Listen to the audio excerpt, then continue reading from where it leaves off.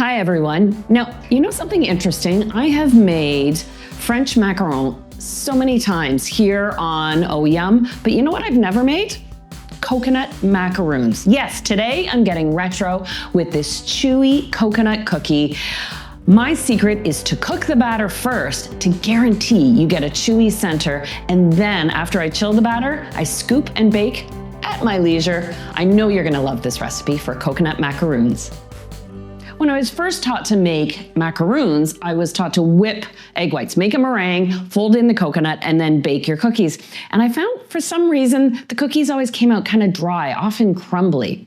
So I've come up with a method that involves cooking the macaroon batter first, and that really melts the sugar, sets everything, so you're guaranteed to get a chewy macaroon every time. So I'm adding my granulated sugar to the pot. And I've got 4 egg whites here. These are large egg whites. If you've saved egg whites from another project, maybe you were making a pastry cream or a custard, you want to weigh your egg whites out to 120 grams. So those go right into the pot. And then here's the sticky secret to those macaroons, a little bit of sweetened condensed milk. I got excited the first time I was playing with this recipe and I put in the full tin of sweetened condensed milk. Well, that just made one giant chewy mess on my baking tray. Not a success at all. And I give this a little whisk together and get some of my sugar on the burner, not the intention. There we go. I just like to whisk everything together before I turn on the heat. That way, the raw egg whites aren't directly exposed to the heat from the bottom of the pan. There we go. All right. Well, while I'm whisking, I can also add my flour. It's just a small measurement, and here's 2 great substitutions for you. If you want to do a gluten-free coconut macaroon, replace this with the same amount of brown rice flour. It absorbs as you're cooking your batter base. You'll never know you're using rice flour as opposed to all-purpose flour. And if you want to make a chocolate macaroon, replace this with the same volume of cocoa powder. Now I've got both those conversions below for you, so you can go ahead and you add, if you're doing the chocolate version, you stir in the cocoa powder, just like I'm stirring in the flour.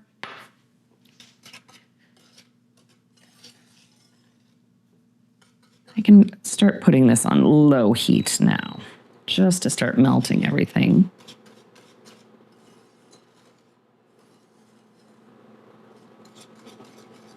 It's kind of a stretchy mess right now, but once the heat starts melting the sugar, there, already it's starting to change. Okay, now I'm done with the whisk and I'm going to switch to a spatula because it's time to add all that coconut. Now I'm using sweetened shredded coconut.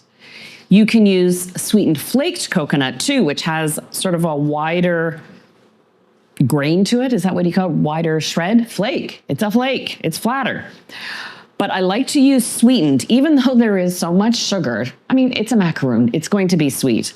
But I find the coconut is more tender as opposed to using an unsweetened shredded coconut. It can be just a little toothsome that way. So what I like to do is for about the first 3 minutes that I'm cooking the macaroon batter is I'm slowly introducing heat to it. So that way I don't overcook the egg whites before the sugar has had a chance to fully melt. And once the batter warms up, and it really is about 3 minutes, you don't need to use a thermometer to gauge this. I'm going to increase the heat to medium high and continue to cook it to really cook out the condensed milk.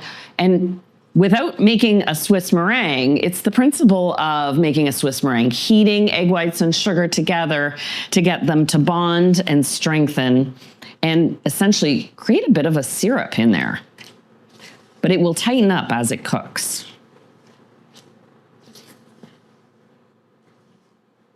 So I can see right now, I've kind of got, when I move the spatula, it's becoming runny, so I know it's warming up, but it's not cooking. And I'll turn it up a degree.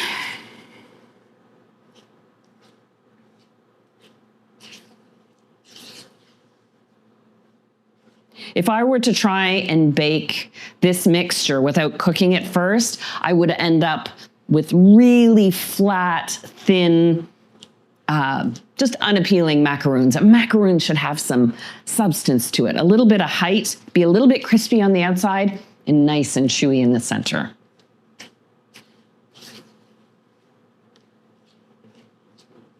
All right, now I'm going to increase my heat to medium-high.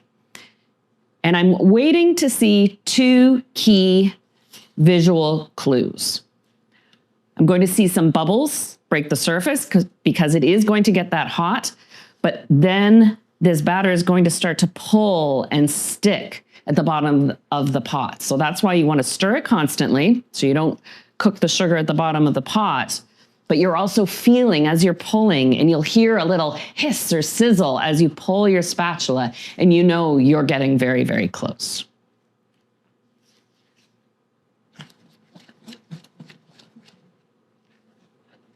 All right, we're about there. I'm starting to see some bubbles. I have to keep the macaroon batter moving, but you can hear it. Every time I pull the spatula through, you can hear that hiss.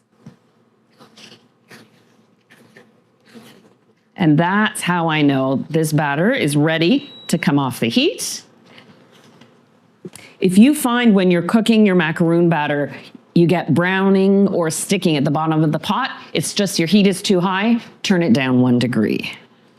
So now, my finishing ingredients, a little bit of flavor, vanilla extract, almond extract, and just a little bit of salt. And I add that at the very end because salt can interfere with what is essentially a gradual candying process. And I add my extracts at the very end so that they don't cook away. Had I added them at the beginning, they would have evaporated and I wouldn't have tasted the flavor. So now I'm going to transfer my macaroon base to a heat-proof dish, and you want to let this cool and then chill before you scoop. So I leave it on the counter for about an hour, then I pop it in the fridge. Give it 2 hours if you can. This is totally a make-ahead recipe. You can make this a day or two ahead, and then it'll be ready to scoop and bake. And here's the macaroon batter once it's set, and you can really see how it does tighten up. So that cooking really makes a big difference. But it's got even, you can see it's kind of got a sticky chewiness to it. You could eat it at this point. Don't forget, it's been fully cooked, but we're going to bake it. I've preheated my oven to 300 degrees. And I've got my baking trays lined with parchment. You can use 2 spoons, or I'm using a number 40. Is it a number 40? It's a number 40 scoop, that's right. To drop my spoonfuls of macaroon batter.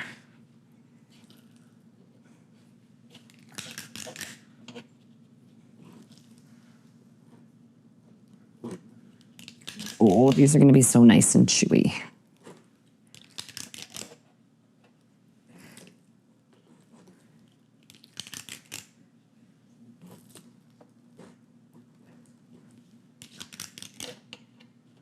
They will spread a little bit. They don't retain this round shape, so you do want to leave a couple inches space around each of the cookies.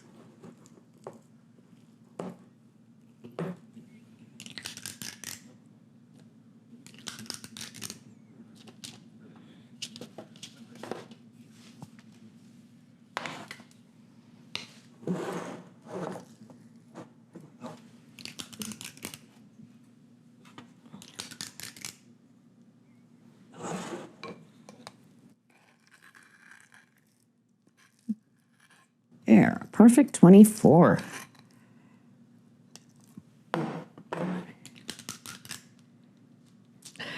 I bake these until they're lightly browned at the edges. They will brown on the bottom, and this can take between 20 and 30 minutes. And that time difference is truly because everyone's oven is different, especially if you have a convection fan that you don't have the capacity to turn off. It could be more like 20 minutes.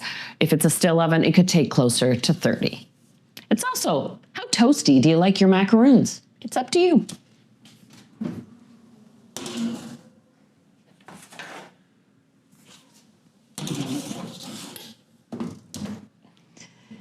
It's time for the macaroons to come out. Oh, yes. Nice. So you can see how they puff up just a little bit, but they're also going to have that dense, chewy center to them. You can leave them on the tray to cool. There's no problem. I'm just getting a couple off. Oh, they're a bit fragile. In fact, let me suggest that. Let them cool on the tray. I just want a couple to cool down quickly so I can give them a bit of a taste. Oh, yeah. These are the macaroons to admire. While they're cooling on the tray, they've got that bit of gloss, a hint of a crackle, just a little bit of browning so you get that toasted coconut flavor, and you know they're going to be nice and soft and chewy all the way through. I really hope you'll give this recipe a try. It's a bit retro, so let's bring it back in fashion. You've got some awesome variations to work with, and I look forward to seeing you again for another delicious bake-along. Oh yes, this is gonna be hot. That's what happens when you cook sugar. Chewy, chewy, chewy.